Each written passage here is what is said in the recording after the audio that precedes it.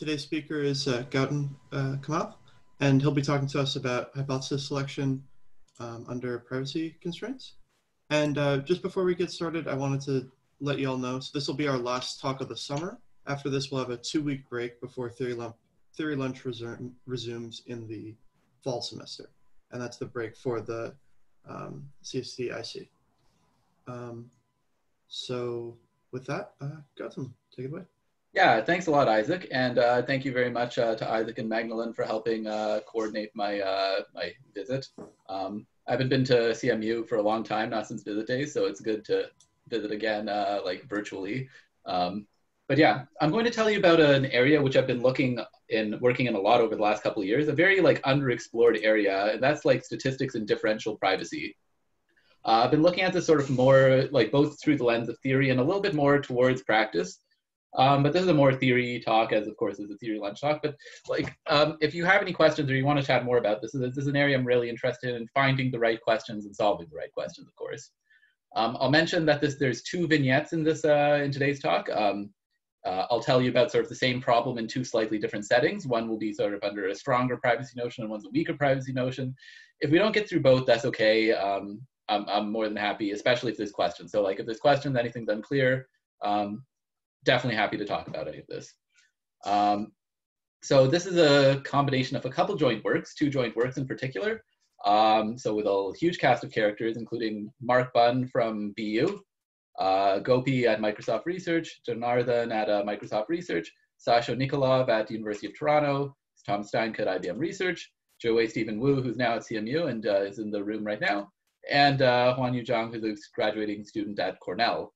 So you might be wondering, like, where did we get all these people? How did you get them all in the same room? Well, I just want to say that both of these works that I'm going to talk about were conceived at the Simons Institute for the Theory of Computing, a fantastic resource which has recently been funded for another 10 years. So until at least the year 2032, I think it's got funding. So like, great resource. You all should visit whenever you can.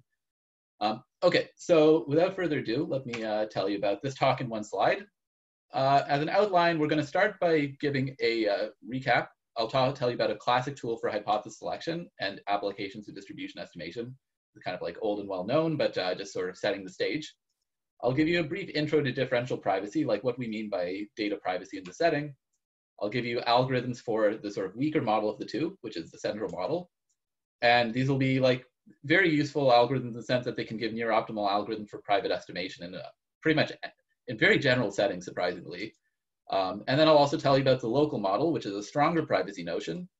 There's some bad news, but in terms of lower bounds, but it leads to fun algorithms anyways. In particular, a really nice connection and a really nice algorithm question, which I think like should be appealing to anyone who, even someone who cares nothing about privacy or statistics.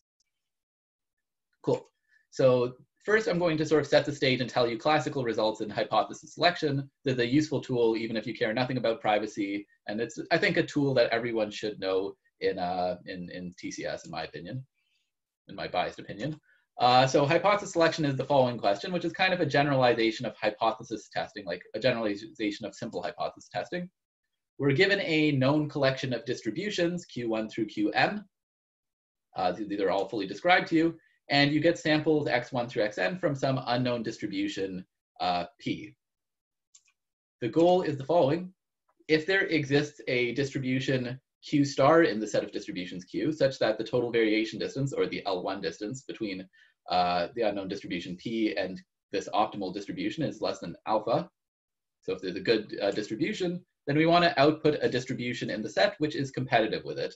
That is any distribution q in the capital Q, such that the total variation distance is less than O of alpha, so kind of a constant factor. So to demonstrate pictorially, this is kind of what it looks like. There's some unknown distribution P, which is the red dot, and there exists some distribution Q star, which is within the smaller circle of radius alpha. That's a sort of total variation distance circle. And you want to output anything within the bigger circle, which is sort of inflated by a constant factor, which is say like 3 or 5 or 10 or something. Don't worry too much about the constant. We're just going for some constant factor.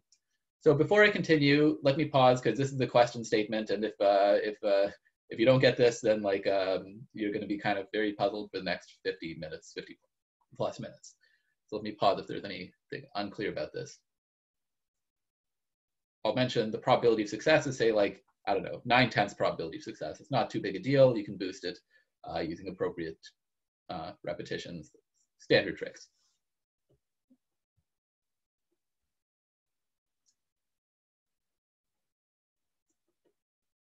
Okay, so yeah, if this is clear, let me start telling you about results, what we know about this.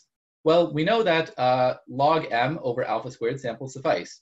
So let's unpack this a bit. So alpha is the accuracy parameter, but log m, this is only logarithmic in the number of distributions we need. Sorry, the number of distributions we have. So that's rather maybe perhaps surprising, but we'll see where it comes from. And this log is very useful in terms of getting good applications of this method. Okay, so this is the Scheffé method. It's a classic method from Yetrukos in '85, which was sort of presented and exposited to the world, I think, a bit more popularized, let's say, by De Vroy and Lugosi in '01. And the idea is the following. We're going to set up a round-robin tournament, sort of like a clique comparison graph, if that's more familiar. In this comparison graph, we compare all m squared m choose 2 pairs in some way, which I'll make precise in a bit. And we're going to output the distribution which wins the most comparison contests. So, okay, that's good. What is this contest? What is a comparison? So the way we're going to compare a pair of distributions is the following way. We're going to define something known as the Scheffé set. This is like a key quantity, which is very important. It's the set of all x such that Q1 has a higher PDF or PMF at this point compared to Q2. So to demonstrate pictorially, imagine the purple distribution here is Q1 and the blue distribution is Q2. You can see that anywhere between these two boundaries, the purple distribution assigns more mass than the blue distribution. So the Scheffé set is the set S. Okay. And the intuition is that, since the purple distribution has more mass here, if you see a lot of samples in the set, then it's probably going to be closer to the purple distribution. If you see only a few samples in the set, it's probably going to be closer to the blue distribution. That's the intuition, kind of see which one it matches more in terms of the probability assigned to the set. To say this a bit more formally, we're going to let Q1 of S be the mass Q1 placed on the set S. Q2 be the mass that Q2 of S be the mass Q2 placed on the set S. And now DS is going to be the empirical mass that falls in S. That is, you draw your data set x1 through xn, and the fraction of these samples which falls within the set S is going to be D of S. And essentially what you do is you check whether D of S is closer to Q1 of S or Q2 of S. If it's closer to Q1 of S, that means that Q1 is probably the better estimate, otherwise Q2. So a bit more precisely, you see if the distance between Q1 of S and DS is smaller than Q2 of S and DS. In that case, then Q1 is the better estimate, so you return that. Otherwise, you return Q2 because that's closer to the unknown distribution. Okay, so that's the basic comparison subroutine. And I'm going to state the guarantees. I'm not going to prove the guarantees of what type of comparison, what this gives you. I'm keeping the notation up at the top right, just in case you forget what a symbol means for now, just for the slide. And I claim that overall, the theorem we want to prove is that log m over alpha squared samples suffice for this hypothesis selection with m different things. But let's analyze this by looking at each comparison. So each comparison will have the following lemma in terms of its guarantees. So suppose we say that in a comparison between Q1 and Q2, we find that Q1 beats Q2. Then we have that the following guarantee on the total variation distance between the output distribution and the unknown distribution P. So there's a bit of a mouthful. Let's unpack it a bit. You can see this first term here, 3 times min of the two total variation distances. This essentially says that we're going to get a 3 approximation multiplicatively to the right answer. So if one is much smaller than the other, then it's clear that it'll output the correct distribution. Otherwise, if they're sort of comparable to each other, it can output either one. So yeah, this is basically, if you prefer, you can pretend this min is an opt. So it's like a 3-opt approximation. And the second term here is the difference between the true mass assigned to the set S and DFS, which is the empirical. So in other words, this is a sampling error here. Okay, so this is a lemma about the guarantees of a single comparison. In terms of the sampling error, let's try to bound the sampling error. If we took enough samples, we could push it down to 0, the sampling error.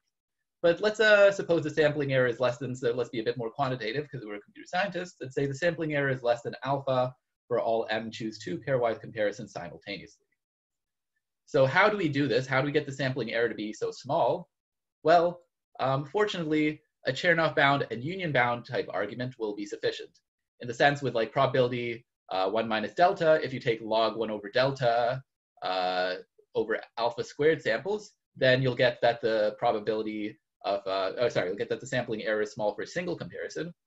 And then if you take a union bound over all m squared comparisons, this comes at basically a cost of like log m. So that's the cool thing. Even though there's m squared comparisons, by reusing the same set of samples, we can reduce, like the only cost we pay is logarithmic. So this will be vital actually. So good. We see by Chernoff bound unions to bound style argument, we bound the error of each thing.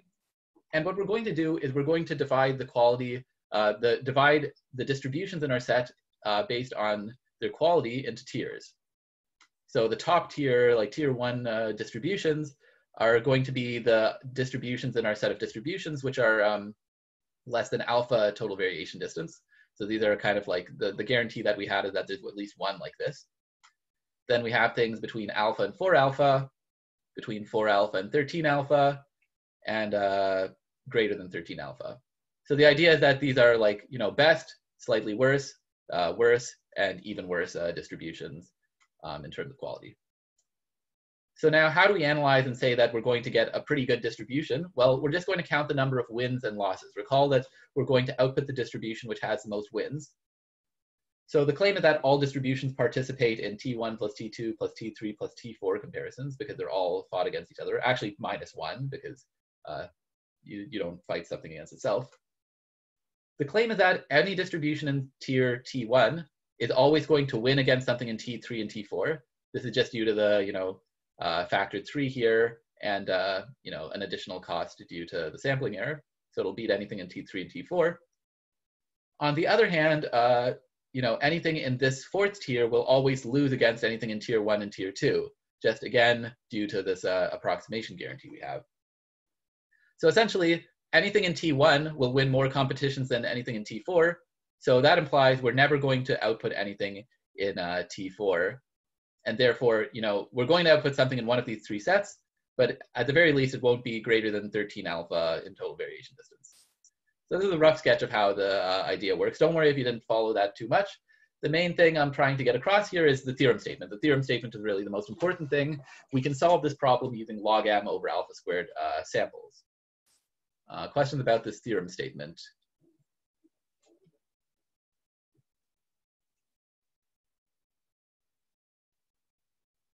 Okay, so let's see what we can do with this theorem statement. It's a very powerful one in the sense that like it'll give us a lot of useful things almost for free. So here's an immediate corollary. Suppose you're given an alpha cover for a set of for a class of probability distributions. What I mean by cover is essentially, so you can consider the set of all distributions within a class, and I want to create a finite set of distributions such that for any distribution in the class, there exists a distribution in our cover such that the distribution in the cover is alpha close in total variation distance. So essentially, this is like a discretization of the space. Yeah, question? Oh yeah, so is there any lower bound in terms of the alpha dependence for the previous theorem? For this theorem? Uh-huh. Yeah, essentially you'll have a lower bound. I think that this should be tight essentially. Yeah, this is tight in both terms in the sense that yeah, like for example, 1 over alpha squared is necessary even for like estimating the bias of a coin. So like this is a much more general problem than that. Okay, and the lower bound is log m over alpha squared, not additive? Yeah. Okay. Let me mention that you can do a bit better like than log m. For example, you can get the VC dimension of the Scheffé sets, which is better. Yeah, it's definitely better, and it can be strictly better in some cases. But in general, log m is the best. Cool, thanks. Yep, no problem. So again, like essentially what a cover is a discretization of the space of probability distribution. So for example, in the case of binary product distributions, there's infinitely many binary product distributions, but you can discretize the distributions in some way that you have a finite set. So okay, given a cover in this way, then it's possible to alpha learn a distribution, so learn it in total variation distance up to accuracy alpha, using log of the size of the cover divided by alpha squared samples. I highlighted this log because it's very important, because often the cover will be very large, and this log will be crucial to get a reasonable sample complexity. So just to summarize this theorem, cover implies learning algorithm. The proof of this is immediate. Like I said, you just let the set of distributions be your cover, and then that's it. So it's an immediate corollary. And let me just give you an application just to give you quantitatively like what's going on here.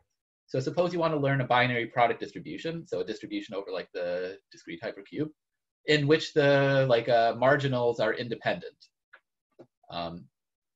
It turns out that such a distribution can be essentially entirely specified by its mean.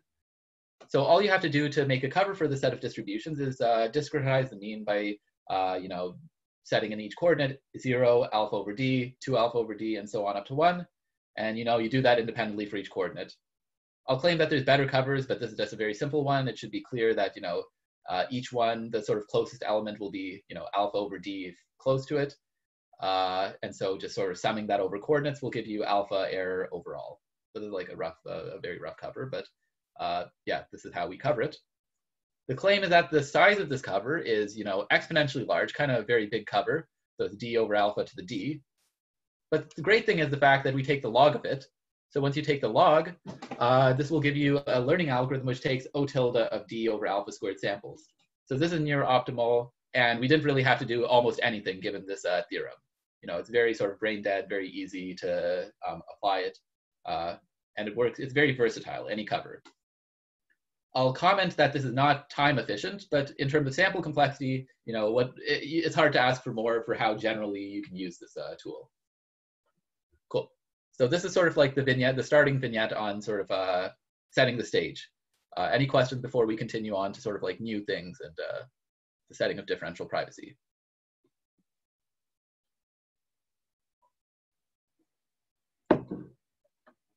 Okay, let's tell you about what differential privacy is. The specific mathematical definition isn't going to be too important. We're not going to rely on the math here, but I'm going to describe first at a high level kind of the operational meaning of it is, and then I'll give you a mathematical definition, but don't get too caught up on the detail of that. Okay, so usually I like to use an adversary in this, usually a rivaling school, Berkeley, Stanford, rivals, but I think it's clear who the adversary is here.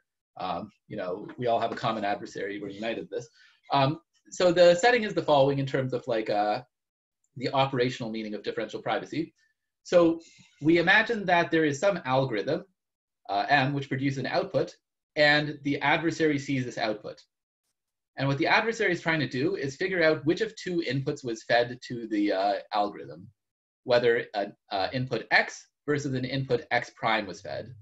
And notice that these inputs differ in just one entry, in the sense there's one data point which is added to X prime, which is not an X. So essentially these are very similar data sets, and the adversary is trying to determine which one just based on the output of the algorithm. We say that essentially if the adversary cannot determine whether X or X prime was the input, better than say a random guess, then the algorithm is differentially private. So this is private in the sense that if the adversary can't even tell whether you're in the data set or not, then how can they tell anything about your actual data point? Okay, good. So sorry, this is a sort of operational definition of what differential privacy means. Here's a more formal definition of what privacy means. So suppose we're given an algorithm we have an algorithm and we say this algorithm is differentially private if for all inputs X and X prime, which differ on one entry, we have the following type of guarantee. We say that the outputs of the distribution are similar to each other. That is sort of the probability that the algorithm gives any output under when fed in X is very similar to the probability of that output under X prime. And I said sort of close in distribution. Well, what we really mean is a sort of multiplicative guarantee, e to the epsilon. If epsilon is small, which it frequently is, you can think of this as a 1 plus minus epsilon guarantee for each probability. So like I said, the formal definition is not too important. Really, all you need is the is the operational meaning, and that'll be sort of all we need for this talk. Cool. So let me tell you a little bit more about the setting. So like I said, we care about privacy and statistics. Now, what I've shown here is the classic statistical setting where you have a distribution which generates the data set and which is fed into an algorithm. And crucially, the algorithm produces an output whose utility is measured with respect to the unknown distribution.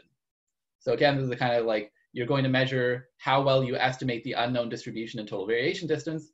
You don't actually depend upon the data set itself. That's sort of like a tool to estimate the unknown distribution. So what I have here is the classic statistical setting, but the additional constraint we have here is that the algorithm is private always. That is, the privacy guarantee we're going to have is epsilon differential privacy. But what do I mean by always? It means that no matter what the realization of x1 through xn is going to be, we still have that the algorithm is private. So kind of one is stochastic and one is an always guarantee. And this is kind of necessary because you don't want to violate the privacy of individuals just because of model misspecification or something like that. So the question which underlies a lot of my research nowadays is, what is the additional cost of privacy? That is, if you want to guarantee 2 in addition to 1, how much more data do you need? Yeah. And as a one last thing in terms of setting the stage, let's sort of define where the privacy barrier is. In this talk, if we have time, we're going to talk about 2 different notions of privacy. So like, you know, this is the exact same picture as I had before. The distribution, we imagine our data set is distributed amongst users. So users like x1 refers to user 1's data, x2 refers to user 2's data, and so on all the way up to xn, fed into an algorithm, and the adversary can see the output.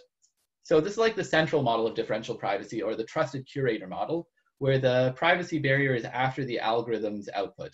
That is, we trust the algorithm, we don't trust anyone beyond the algorithm.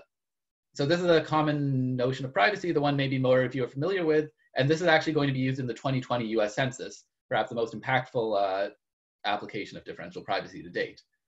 So yeah, this is like perhaps a more familiar one, but maybe the one you actually use a lot more without even knowing it is the following, which is local differential privacy. Now, you know, the privacy barrier, you don't even trust the algorithm, you don't trust the curator, you know, you only trust yourself. Whatever you output or send to the algorithm will already be privatized. You move the privacy barrier over here. This is actually something a lot of you probably use in the sense that local differential privacy is used on the iPhone. Apple deploys it in pretty much to count emojis which are sent, kind of a toy application for now. But yeah, basically a user might not be happy sending their text messages to Apple directly. So instead, they use a way of privatizing it at sort of the user level. So these are 2 notions of privacy, which I'll touch on again when we actually use it. Yeah, so these are sort of this is the setup for differential privacy. Before we sort of get into like how we put this together with hypothesis selection, are there any questions about differential privacy?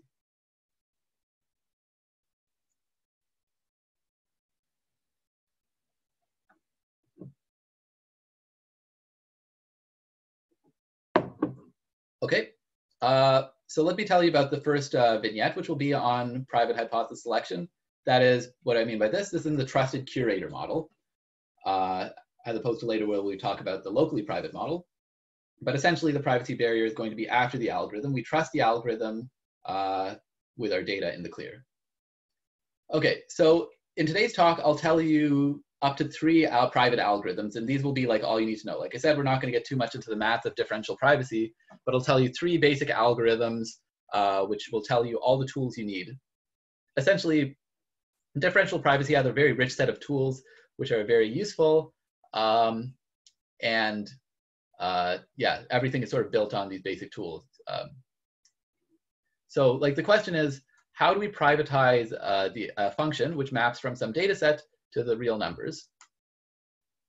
And if you know anything about differential privacy, a common thing is to add random noise to the output. So let's try to be a bit more quantitative about that. What do we mean by add random noise to the output? So we are going to let delta be the sensitivity of the function. So let's look at this a bit more carefully. But essentially, you take the max over all data sets which differ in only one point. That is, you know, fx minus fx prime, where fx prime and fx only differ in one input think of the picture that I showed before where the one data point was added. And you essentially try to find how much it can differ just due to this one operation. And we call this the sensitivity of the function for sort of obvious reasons. This is natural because essentially this is what you're trying to mask. You're trying to mask how much the function changes. So therefore, it's good to understand how much it can change.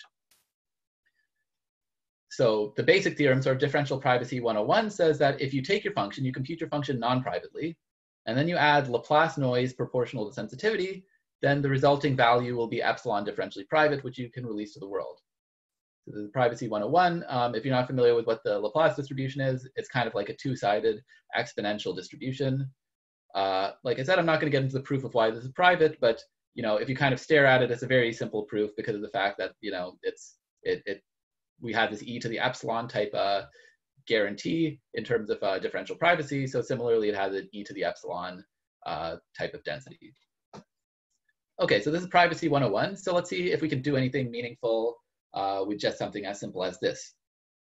So yeah, let's try to privatize the Scheffé method in the sort of natural way using this type of thing. I put this gentleman here, this emoji, just because you should be a bit skeptical. In particular, this will not work, but this is kind of a first stab at it.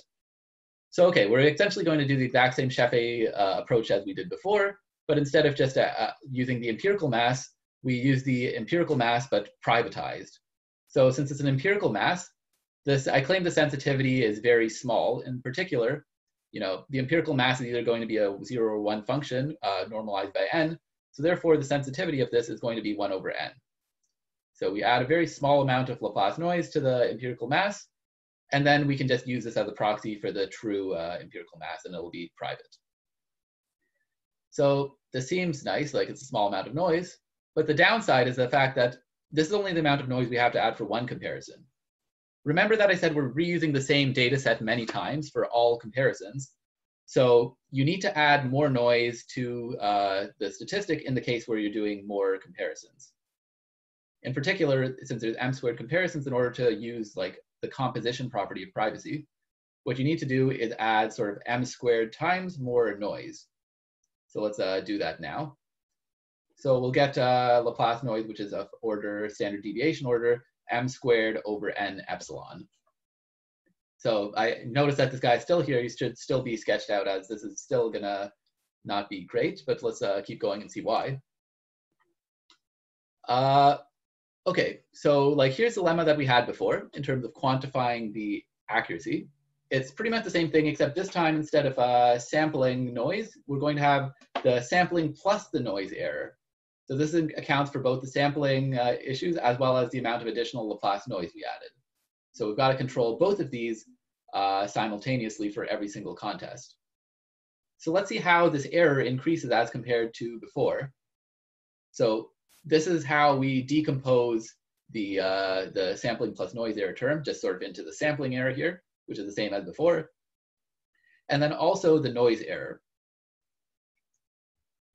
The theorem we'll get is the following. Let's see where this came from before I tell you what it is. So the first term here is the exact same as we had in the non-private setting, this log m over alpha squared. But the bad part is the second term. So the no error due to noise. Remember that we added Laplace m squared over n epsilon noise to each query like this. And therefore, in order to sort of kill the amount of noise so that it doesn't drown out the signal, we're going to need to take n to be m squared over epsilon, essentially up to a log factor for union bound. But notice here that the cost of privacy was rather high in the sense that we have to pay now exponentially more samples in order to get a good algorithm for this setting. Yeah, so that's not good. Right, but like I said, this is the most naive method that we can imagine, just adding noise to each query. So can we do better? And the answer is yes, by using sort of more sophisticated tools. So let's tell you about like private algorithm number 2, the exponential mechanism. The previous one, the Laplace mechanism, was sort of like folklore, but this one is like actually a new paper, or not a new paper, a paper that was after the original by McSherry and Talwar, a super useful tool and a very, should be in anyone's toolkit of private algorithms. So there's sort of like a type difference between this and the previous algorithm in the sense that the previous algorithm was just outputting a value, whereas this one is sort of a private algorithm for optimization. We're trying to return an item, not just a value. So what do I mean by that? So it works in the following setting. We're given we have some objective function, which takes in a data set, but also an item. So there's a set Q, and it'll take in an item from the set and output a real number. In addition to this objective function, we have a private data set that is a data set x1 through xn, which is in some way sensitive. And the goal is to output Q in the set Q, which approximately maximizes this objective function. So kind of trying to rephrase this, each item in our set of items will have some quality function, which is measured with respect to the unknown data set, the private data set. And we're trying to get something which approximately maximizes the quality of the output item. So this is where the exponential mechanism comes in. Where does it get its name from? Well, it's a very simple algorithm. You just compute this function for each thing, for each item. So for each item Q, you compute the function, the quality applied to it.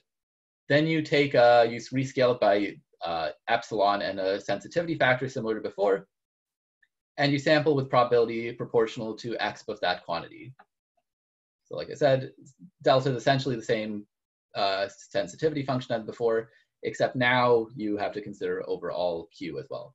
But like it's really just the same thing as before in terms of the sensitivity. So cool. This is a sampling-based algorithm rather than just like computing. So let's write down the guarantees of it here. So this is the algorithm, rather simple, the exponential mechanism. And the two useful things are the fact that the result is epsilon differentially private, and the quality of the item you get that's output is sort of additively close to the optimum. You're going to lose some factor. Don't worry too much about parsing how much you lose, but the main thing is that the bigger the sensitivity, the more you lose. So you really want the sensitivity to be small if you want to get a good quality output. Okay, so essentially we have a good tool here, which will allow us to pick some item with good quality. So now what does it mean to pick let's try to instantiate this for our setting. What does it mean to pick an item with good quality? In particular, how do we choose this quality score? What is F, and how do we measure the quality of a candidate distribution? Well, let's take a first attempt at this. Remember, we what we did was we did the pairwise comparison tournament, and then we output the distribution which won the most comparisons. In other words, a natural candidate for the quality of a distribution would be the number of contests won by a distribution Q. In particular, like we're trying to output the one which has the most wins, so let's just take that as a quality function.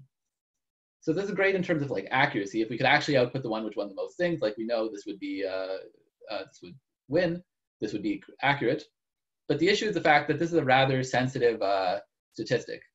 What do I mean by that? It means that with some data set, you could imagine that one distribution wins every comparison. But if you just change one sample, because we're reusing samples in all the different comparisons, this will cause it then to lose all comparisons. So it's a very high sensitivity comparison or function, which will hurt our accuracy. So that's no good. Instead, we need a slightly more nuanced notion of accuracy, which is a little bit weird and a little bit of a mouthful.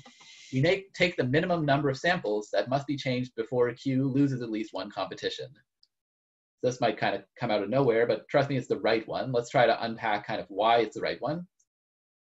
First of all, the sensitivity was the problem before. So let's see if sensitivity is controlled. Well, sensitivity is controlled because we're looking at the number of samples that must be changed. If we're looking at the number of samples that must be changed, then almost by definition, the sensitivity of the function will be 1 because, changing one data point can only result in a change in one of this function. So that gives us a sensitivity for free. The last thing is to argue about the quality. So let me just comment on this quality function. I'll say that, if in sort of the ideal setting where we actually have a random data set, anyone who we're essentially trying to output anyone with a score greater than 0. Anything that loses at least one competition, sorry, we're trying to output something with a positive score. Essentially, like a good hypothesis in this case will be something which wins the most. In particular, we're going to try to return anything which wins all of its competitions. And there's a type of robustness lemma that you can give here, which says that the best distributions will strongly win all competitions. It's kind of a new structural statement here, and relies a little bit upon a slight modification of the tournament, which has been studied before, which allows close distributions to draw rather than just having a win or lose. Then we also can have a tie. So these are kind of a little bit technical details, but essentially these are the changes you have to make in order to get it to work. And let me tell you what the implications. So like after all this work, if you do this right with the exponential mechanism, you change this quality function, taking us back up a level to the problem of hypothesis selection, we have the following theorem. There exists an epsilon differentially private algorithm that essentially solves the problem of hypothesis selection with a factor 3 in loss in the accuracy. And the sample complexity is going to be log m over alpha squared plus log m over alpha epsilon. So in particular, note that the cost of privacy is this log m over alpha epsilon. This is essentially no cost if you consider alpha and epsilon to be constants. This is especially in comparison to before when we got this m squared cost. Yeah, we got this m squared cost due to sort of having to pay for every single comparison. But here we don't have to really pay at all, and this will be very useful. In particular, let's see our application to distribution estimation. The corollary follows in exactly the same way as before. We can privately learn every class using, given a cover, we can convert that to a private learning algorithm for the class using log of the cover size number of samples. Let me note that this is even like more surprisingly powerful than it was before, because actually this is tight for pretty much every class in the sense that okay, let me restate this corollary. It says a cover implies a learning algorithm. Well, we know previously that packings, which are kind of go hand in hand with covers, imply lower bounds. So covering upper bounds and packing lower bounds sort of complement each other. And as a result, we can say that these results are near optimal for all classes simultaneously. So this is kind of surprisingly powerful in my opinion. To give you a specific application, let me mention that we can estimate the mean of a product distribution similar to before. Like before we paid d over alpha squared. Now we pay the additional cost of d over alpha epsilon, which is fairly mild in terms of the sample complexity. But the interesting thing is, this is maybe getting a little bit into the weeds here, but let me mention there's a result that says, estimating the mean of a non-product distribution under privacy requires d to the 3/2 over alpha epsilon samples. And this is rather striking, in fact. Like this is actually pretty surprising to me and all my collaborators, because like it's very surprising that in the non-private case there's really no difference in terms of the sample complexity of estimating the mean, at least, of a product distribution versus a non-product distribution. But somehow when we introduce privacy, now you have to pay an additional cost in terms of the square root d factor. So this is really a very surprising phenomenon, and something which probably there's something a lot deeper going on here, and it's something which I'm investigating sort of as right now. There's also other applications to other classes, including Gaussians, like sums of independent integer random variables, mixtures, packed learning, and so on. But I just want to highlight a single example in order to make it concrete. So, okay, this was like the main vignette. If there's any, I'm happy to take any questions now about hypothesis selection under privacy and sort of the global model. And then I'll sort of quickly tell you about locally private hypothesis selection in the remaining time.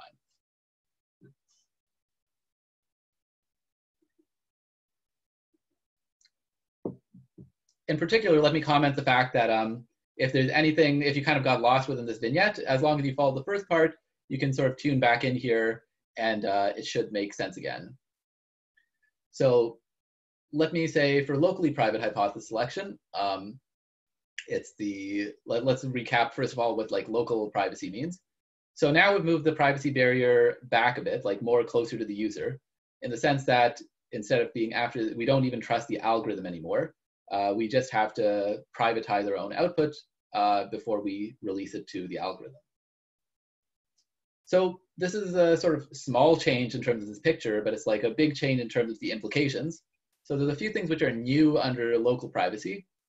Like I said, it's a much stronger privacy notion in the sense that every single data point is privatized in some way. You're going to need a lot more data, and for pretty much every algorithmic task you're going to consider, and many tools break. In particular, while things like the Laplace mechanism are still okay, they'll be fine in the setting, other things like more powerful tools like the exponential mechanism will not work. There's a bit of foreshadowing, in fact, in the sense that we relied on the exponential mechanism, but it doesn't work now. So what are we going to do? So that's sort of one thing which is going to come up. Another thing is that we actually care about the round complexity. This was not something which was a big deal before, but now the round complexity is something which we'll have to try to pay attention to and control. What do I mean by the round complexity? So you might be clear what a non-interactive algorithm is for the setting.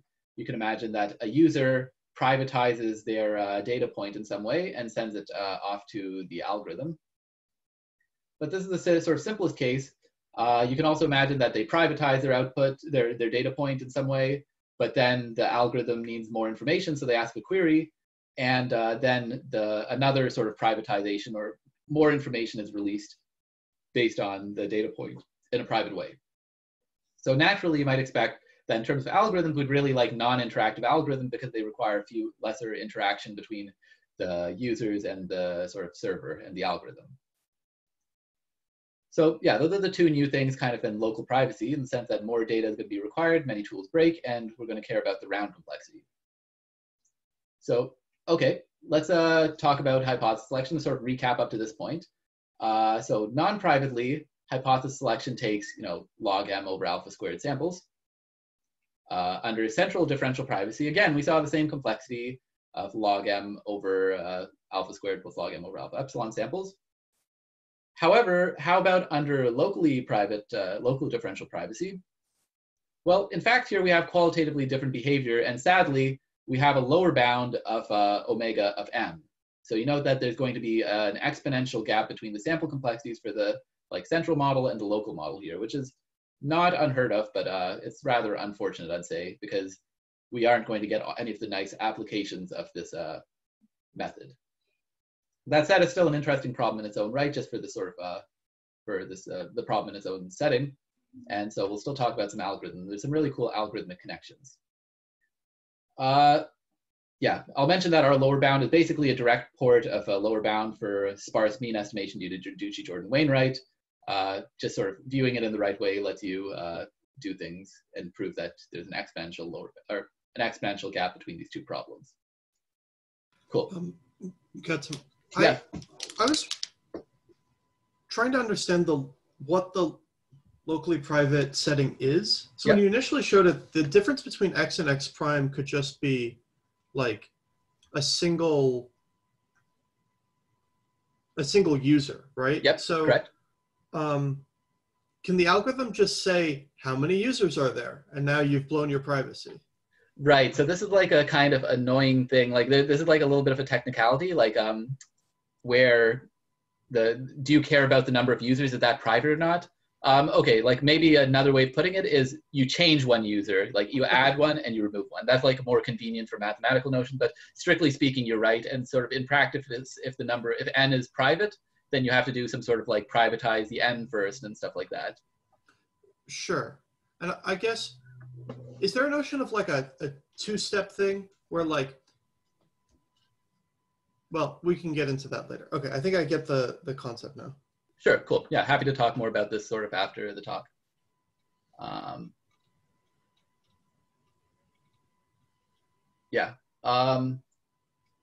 Okay, so yeah, the complexity, like I said, is an exponential gap as compared to before. So in the interest of time, I'm actually going to skip over the third, I'm going to sort of claim that there's a reduction from this problem to another interesting problem. But it sort of goes through a method known as randomized response, which I'm sure many of you might be familiar with. yeah, I'll skip over the details and basically say that, what do I want to say? I'll claim that there's a reduction in the following way. So essentially, if you want to do k pairwise comparisons, then there exists an algorithm for this that uses k over alpha squared epsilon squared samples. So like, there's a pretty simple claim to show. In particular, you can split our data into k parts and then do each comparison using 1 over alpha squared epsilon squared samples by this randomized response thing, which I kind of skipped over. But don't worry too much about the details here. Essentially, all I'm trying to say is that the key quantity here in terms of like how much we pay for privacy is how many pairwise comparisons do we need? In the sense, yeah, you kind of pay linearly depending on the number of comparisons. Sorry, Isaac, do you mind muting again? Apologies. Yeah, no worries. No worries. So essentially the cost you pay is linear in the number of comparisons. So how many comparisons do we perform? Well, the sort of trivial bound, which I already mentioned, is that we do m squared comparisons, right? The sort of method I've mentioned a lot is that, just compare every pair, k will be order m squared, and therefore you get a sample complexity of m squared over alpha squared epsilon squared. Yeah. The downside is the fact that the lower bound for this problem is like m over alpha squared epsilon squared. So in particular, the lower bound is off from the upper bound by a quadratic factor. So let's, the question is, can we do better? Can we really like get rid of this quadratic dependence? And that's where we'll reduce to a sort of interesting question, which I think is like interesting in its own right. If you don't care about privacy or statistics at all, I think this problem is rather cool from an algorithmic perspective. And I think it's kind of similar to a lot of classic questions in computer science. And this is like maximum selection with adversarial comparators. So essentially, it's related to the problem of selection, but we're going from a list, for example, a list of numbers, you want to do selection. But this time, we have some sort of adversary in the comparisons. So what do I mean by that? There's a set of items x1 through xn, and we want to find the item with approximately the maximum value, where value is some function v. And we can't see the values of items directly, but we can compare items using some c function, which is a comparison. So the way this comparison works is going to look a little bit like mathematical, but let's try to parse it. Essentially, what I'm saying is if the value of the items is significantly different between the two, there's like a gap of greater than 1, then it'll tell you which one has the larger value.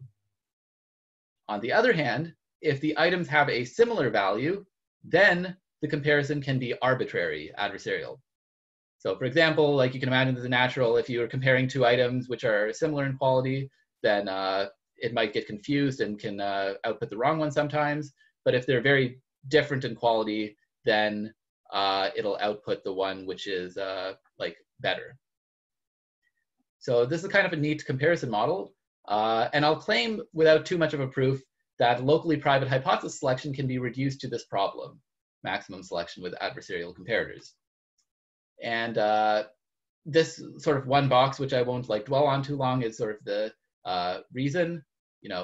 Essentially if the two distributions are close in total variation distance to the true one, then it'll like give you something which is up to a factor 3 competitive. Otherwise, it'll tell you the better one. So kind of if you do this mapping in terms of the value, you'll see that it matches these two cases.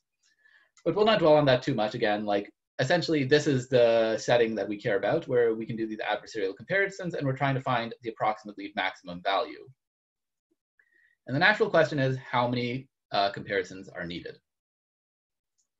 So the answer, like, let's look at the previous thing we looked at before. So the sort of round robin tournament where we kind of compare all elements pairwise, this will result in something which, is approximately the maximum, but it'll use m squared comparisons.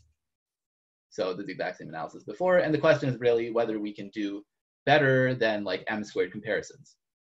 Well, if you've ever watched, any sort of sporting event, like, I don't know, any sort of tournament, you'll notice that the type of named tournament is rather suggestive here. And in fact, the right sort of thing to do is perhaps to do a single elimination tournament.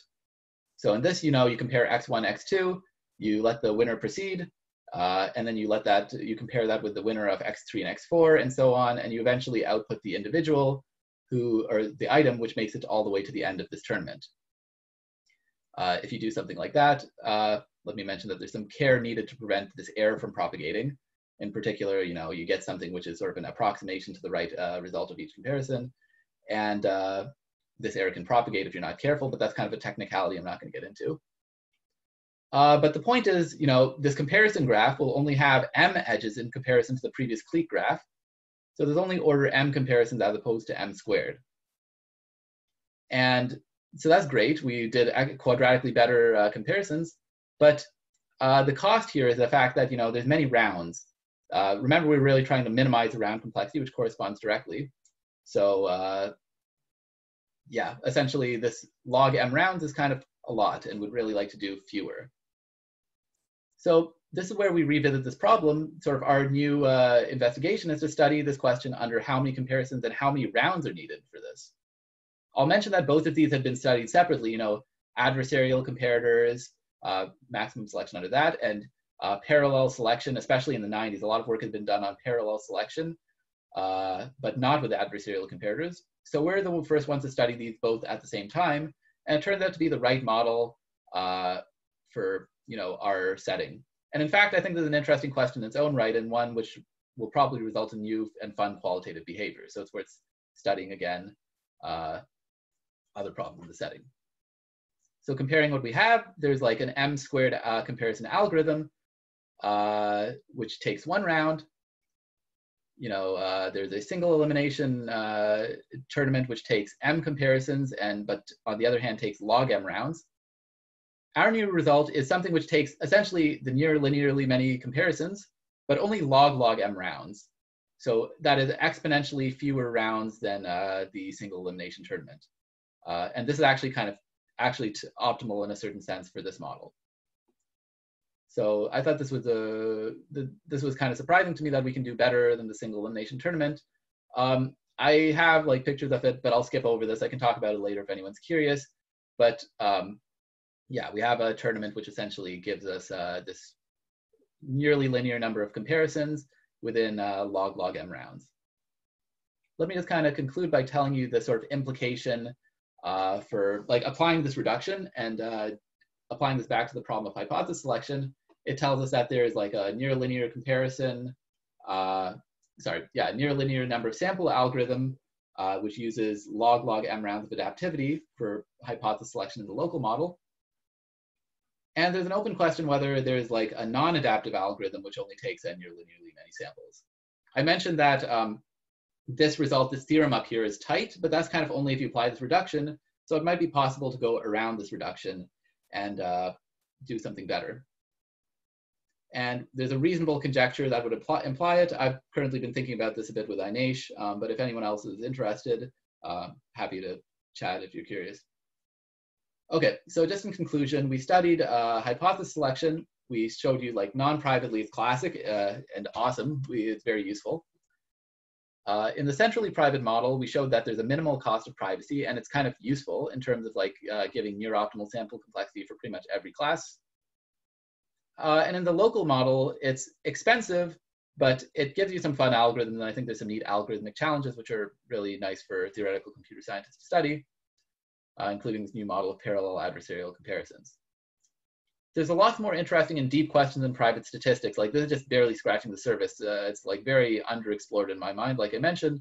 And I'm happy to talk offline about any other questions in this area, in case you're curious. So that's all. Thank you. Let's unmute and have some applause to thank our speaker.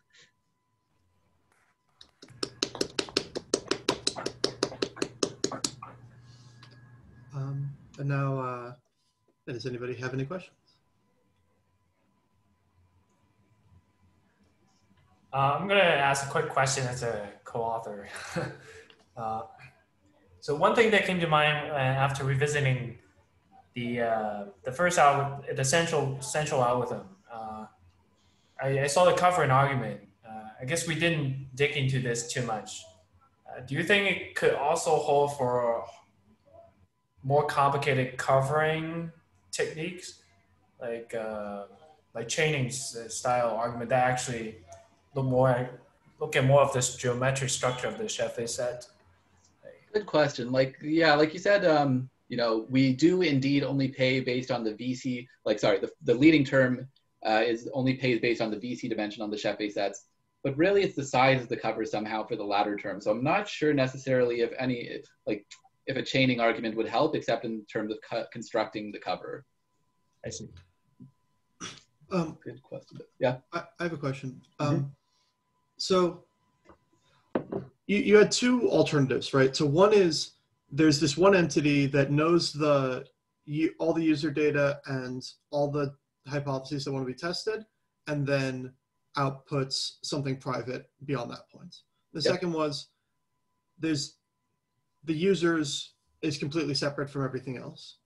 But I think it seems to me there's a third option, which is there's an entity that sees user data and then obfuscates them, but doesn't see the hypotheses and just sends along the obfuscated user data, but in some global fashion to somebody who wants to test the hypothesis. Because this is a very common case in collecting user data, right? Like Apple will collect the user data, but Apple doesn't know what linguistics want to figure out about emoji or something like that. So they'll just send the linguists like something about their user data. Is there any possibility for algorithms in that intermediate setting? I'm not sure if I understand fully the setting. Like, okay, I guess what I'm saying is there's an entity that is allowed to see user data and output whatever it likes. Okay. Whatever it likes must be differentially private. Sure. And then there will be a second algorithm that takes that output and does the hypothesis testing. And then what we judge it based on is the quality of that on some maybe general class of hypotheses. I see what you're saying. Like kind of whatever interacts with the data has to be differentially private, and then you can use that for, like, yeah, I guess I'll mention that this is like, I'd say this is, yeah, somewhere intermediate. You're correct. I don't know anything that studies that specific model, because yeah, that's interesting because of the fact that, like, you know, the problem is separated from the from the sort of data. Right. Yeah, but I mean, of course, like you can do things like, for example, this Laplace. I guess no, the Laplace mechanism thing that I mentioned isn't exactly that case. But yeah, no, that's an interesting question, and it could be practically relevant in some cases. Okay, cool. Can you say a bit about why you care about the round complexity? Is it not just multiplicative in the number of samples that you need, or is there something more? Sorry, why we care about the round complexity? Yeah, I guess like in general in these types of settings, like communication, round complexity are like things that people care about. For like, okay, to maybe give a practically minded motivation is, you know, for example, I was talking to a friend who works at some, say, tech company and does privacy in California, and they were saying that like you can't really do interactive things on, like, for example, maybe every night at midnight you have a user send their telemetry, but you can't really ask them questions. You know, there's no specific request you can do like that. Does that make sense? Sure. Like also from a like theory point of view, I think it's interesting just because there's some rather interesting qualitative differences between like interactive versus non-interactive settings. So trying to understand the limits of that is cool from a theory perspective as well. Mm-hmm.